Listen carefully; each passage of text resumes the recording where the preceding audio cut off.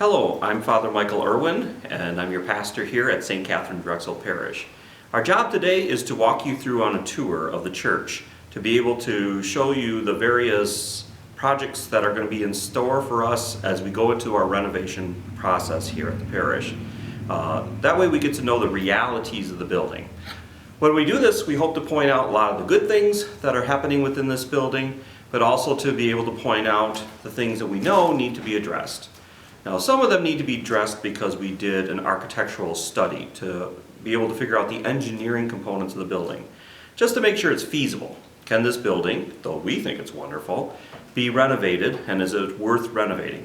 Of course, the overall consensus from the engineers and the architects were this is a great building, and we'd be foolish to get rid of it. It's a gorgeous building.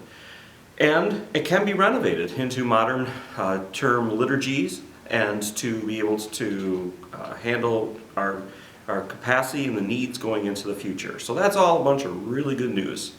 But of course they showed us some challenges as well. What we're going to do too is to point out what are some of the needs you wanted us to address as well.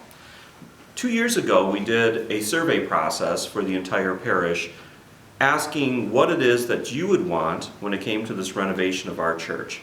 The top 4 goals of those were parking, which included drop-off and handicap accessibility, and the church entrances themselves. Also, some of your issues are regarding bathrooms. Thirdly, regarding fellowship, evangelization, and gathering space, otherwise known as narthex. And then, of course, parishioner visibility, so you can actually see the altar and fully participate in the liturgies. Right now we're here in the gathering space. This is where we decided to start this tour this day. In the background you see our one bathroom. It's a wonderful bathroom. It's wheelchair accessible, it's useful, but it's one bathroom for a church that holds 750 people. That's neither what we need or what code requires. So we're going to need to add some bathrooms to the space, but we're going to get back to that issue a little later. Also back about 1980s, this area was refitted to be a gathering area and add some of the components we needed. Part of this is this wonderful glass wall that's back here. That's actually a really good wall, well built. Architect says let's keep it. It's in really good shape. And similarly, some of the other rooms back here are very useful. But after adding these rooms to this space, a couple things ended up happening. It's a little bit small for gathering people. We could probably put about 50 people back here at a time. So it's too small for after masses, and it's also too small for being able to do a funeral visitation or the like. And because the one bathroom is back here, a lot of seniors, a lot of people with disabilities who know they want to be close to a washroom end up sitting back in the area that was really designed for children. Hopefully we can address some of these issues. And we have some ideas sketched in, but we're going to be looking forward to everyone's participation in helping to address some of those issues. As you might know, a lot of Catholics go to church episodically, once in a while. They're interested in God, but like the disciples wandering towards Emmaus away from Jerusalem, they're going to be wonderful about engaging them in a longer conversation. And to help to understand the suffering in their lives and the hope for resurrection in their lives. And that's going to help them to say yes to the experience of the risen Christ found within our sacraments, especially the Eucharist. And so we're going to be going at a lot of these issues as part of this work here. Also, while we're in the back of church here, we're going to be taking a look at the bell tower. And you're saying to yourself, Father Mike, are you really going to climb the steps and look at the bell tower? No, we're not going to do that. Actually, what we're going to do is show you some pictures of the bell tower. That's actually going to be a somewhat expensive work that we have to do. There are some beams that have started rotting that need to be replaced. That's partially why you don't hear bells these days, because we don't want to add any more vibration to the space until we repair it. Believe it or not, one of our less expensive ways of repairing the bell tower, the spire at the top of the bell tower, is to take off the current one, rebuild one that looks like it, and put that back on. We're still figuring all that out yet. We have a building committee that's going to be working out those details. All right, well, if you're ready, we're going to go on the tour. Come along with me. All right, welcome to the main part of our church. You're going to notice a number of things that occur in this part of the church. First of which is the lighting of the church. The lighting has been improved in recent years by using LED bulbs. They're a little pricey, but boy did they add a little bit more light into the space, and then they're much more reliable, easier to fix. That's an issue because a lot of the ways for us to get at the bulbs is not easy and somewhat dangerous actually in our attic. So we need to correct some of those issues as well as overall brighten up the space a little bit. Even though we did all those things to improve the lighting, it's still really not up to the level that an architect would recommend so that your average person could read within the space. The pews, our fabulous pews, they're not original to the church. The original pews were taken out in the late 1950s and replaced with these pews. And so you'll see that they're laminate over top of pressboard. And after 60 years, they're tired. They really are falling apart, and if we're going to be renovating the church, we really need to replace these pews. Now, when you go out and buy new pews, you want to pick out a pew that is going to be laid out, made the right size, the right angles for where they're going to be placed. So how and where we place pews is going to be a big decision. That's why we've got a liturgical consultant in helping advise us, helping to have meetings that you should see advertised in many different locations. Actually, our next ones are going to be in June 15th and June 29th. And those meetings will be able to help us to understand better how we might want to lay out the space. Because what we pick for pews, that decision we're going to be living with for 60 or 70 years. And that's after a lot of us have passed on from this earth. Now, obviously, you know one of the components of renovating the church is to give it a paint job.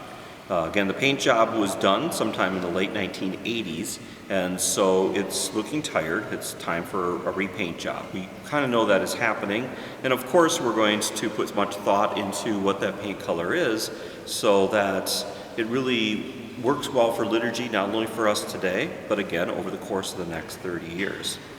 I'm standing here in front of the organ because that's an issue that we need to address eventually. This organ is from the 1970s. I do believe it is from 1974. And therefore, as one of the original digital organs, it's coming to the end of its life. We've been replacing parts on it, which we can do so long as parts become available. But soon, parts are not going to come available. So the question is, do we want to include this in our capital campaign now, or do the rest of the project now and hope the organ lasts for the next 5 or 10 years? So we'll be discussing that as part of our meetings as well. For the music, we are also hoping to do something within the music area to include it as part of the church more. Right now the choir sits behind a pillar. A third of the choir can't see the mass. That's really not an ideal way of living. And putting them back in the choir loft isn't for the faint of heart. There's a lot of stairs between here and the choir loft. So we're going to have to be addressing that issue. Similarly, we're going to be preparing, hopefully, some sort of warm-up space for the choir. That way they can actually stretch out their voices and be really ready to sing. As well as it'll allow them, when they're practicing, to be able to practice in a space that doesn't require this much heating and air conditioning, which is a very inefficient way to be able to practice that. That same kind of space, maybe part of the addition going towards the parking lot, would allow us to use it for multiple uses, for children's liturgy of the word, small meetings after Mass, and the like. So we're considering that as part of this project as well. As we lay out our church, one of the issues we get to address is where exactly do we want our altar? Right now it's in a perfectly reasonable space, and it's a beautiful altar. It's this historic altar that goes back to the beginning of this church building. But is that what we want going forward? As you're going to notice within the layout of the pews, all of them face towards the back wall, and now the entrances, which were made back in probably the 1950s or 60s towards the parking lot, now has everybody facing towards the entrances. Do we really want that? As we buy new pews, would we want the front section of pews to actually face in towards the altar? The altar would be taken out further into the church and people face towards that altar. So that's one of the issues that we're going to be addressing within this. And then the general layout of the sanctuary. All of that's going to be part of the liturgical consultants as well and the work they do. We know that engineering-wise, we have to deal with flooring issues. The carpet is old, and also the other flooring is getting to an age. What's neat now is we have an opportunity that hasn't been available in previous generations to put in vinyl flooring that could be of various acoustical abilities. So usually in the past, if you just put in hard floors, you would have a very bouncy church for when it comes to sound. This church does not need to be more lively. Actually, its acoustics, its sound system are key to everything that people want. So we're going to be studying some of that when we do this renovation to figure out the exact flooring we want, which can be easy to clean up, but the exact flooring we want that's going to help us to adjust the sound of this room so that it's easy to sing and yet people can hear the spoken word. You're going to get to see aspects of our sacristy. That's the back area that we store a lot of our supplies and get ready for Mass. Right now it's inefficiently laid out. Obviously in any renovation we would start correcting those things.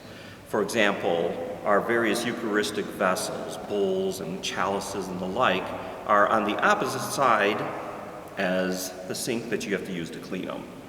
At some point, instead of going back and forth, we would want to correct those things. You're also going to take a look at the staircase that goes down below the church. We have an opportunity currently to renovate the first big room in the basement of church and use it for really good storage. But the entrance into that area is a really windy staircase. That wasn't how the place was originally laid out. Originally, these front entrances that go out towards the parking lot actually were entrances into the basement of the church. So originally, there were really good staircases into the basement of church. So in this renovation, we might have the window of opportunity to do both, to have a really good exit heading out towards the parking lot and have a safe and good way to bring things up from that great storage area at the lower level of church. Welcome back to the outside of church. It's on this side of the church that about half of our work needs to be done because of your priorities which you gave us at the beginning of this whole process.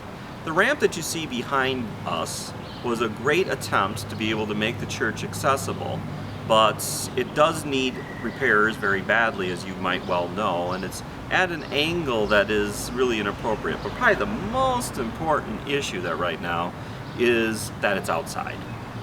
Now today is a beautiful, gorgeous day. An outdoor ramp makes perfect sense. But when it's snowy, when it's icy, I think all of us have witnessed some of our most dedicated but accessibly challenged members having quite a struggle getting up this ramp. So you've asked for, and I agree with you, we need a ramp that's enclosed so that they can be dropped off immediately in front of the front entrance and then come up the ramp in warm weather inside the church. This side of the building is also the side of the building that we're most likely to be able to deal with the bathroom issues. Right inside of this school building right here is a whole series of showers and locker rooms, which could be relocated inside of the school building, and then we could turn this area into bathrooms that could be utilized for both the church and the gymnasium, uniting the buildings together, uniting the missions together of the faith formation that goes on within our school building, as well as the worship that goes on within our church. Linking together our band, linking together our athletics into the prayer with Jesus Christ. We are only one person, and all the parts of who we are are united together in this mission. You're going to notice on the outside of church that we have some tuck pointing issues that need to be dealt with. You'll see here behind me on this ramp that what happens if you don't do tuck pointing on a regular basis. Water gets in behind the bricks and starts popping them, which makes it a much more difficult task. You're also going to notice, and our cameraman's going to turn around and give you a picture of the houses behind you, that we've purchased now the first 3 houses on the other side of the parking lot. In order to add on to the church building, to do all the things we were just talking about, we're going to take away a few parking spots in our upper parking lot. And you know, we really don't have spots to give up. So we're going to probably expand our parking lot, and that might be one of the first phases of this project in order to allow us to build out into the parking lot. So you're going to see some more of that in some of our discussions as well. But really, one of the main opportunities before us is to create a gathering space that is big enough that we can have 100 or 150 people at a time gathering together to be able to build community, to build fellowship. And that's what's going to be so key to the future of our parish. Truly engage people in a very welcoming fashion. It's also going to be a much better space to be able to hold funeral visitations. Right now we do about 50 funerals a year, and so we're going to have the need to be able to have a better space to do all of that in a very welcoming fashion, because if we do that ministry right, it can really make a difference. You'll notice, therefore, in the back of here, this wraparound section around what's called the apse of church, the taller part of the church, the sanctuary space you see. The current sacristy area is probably going to be taken off because it's easier to attach a building to the building if we do that. Not to mention we can make the sacristy so much more efficient by designing it for our current needs in an easier flow. All these jagged edges of our sacristy space doesn't make it to be very highly efficient. So we're going to be able to deal with some of those issues at the same time. So we've got a lot of projects going on within this church, but it's an opportunity to address a lot of the issues that people have been wanting to address for a long time. This is going to be the big push. This is going to be the big project that we're working on. This is going to be probably the biggest project that this church does in 50 years. And so we're going to want to rally together to truly be St. Katharine Drexel Parish, to be united within this mission of Jesus Christ, to know our liturgy well, and to know how we could do liturgy very well. And by doing that, it's going to allow us to be prepared for the future of our church. Thank you everyone for taking the time to watch this video.